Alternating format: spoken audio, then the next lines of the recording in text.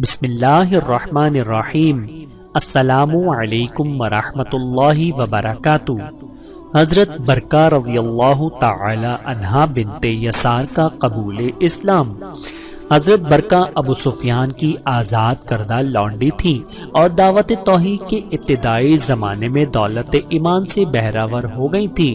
ان کا نکاح حضرت قیس بن عبداللہ سے ہوا، وہ بھی سابقین اولین میں سے تھے۔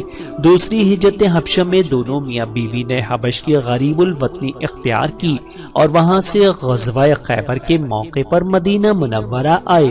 ابن اسیر نے لکھا ہے کہ ان کی لڑکی آمنہ ام المؤمنین حضرت ام حبیبہ کی دایا تھی اور حضرت قیس ان کے پہلے شوہر عبید اللہ بن حجش کے خدمت گار تھے۔ عبید اللہ نے حبش جا کر عیسائی مذہب اختیار کر لیا، لیکن قیس اور برکہ بدستور اسلام پر قائم رہے۔ حضرت برکہ رضی اللہ تعالی عنہا پر اللہ رب العزت کی کروڑوں رحمتیں نازل ہوں، آمین ثم آمین۔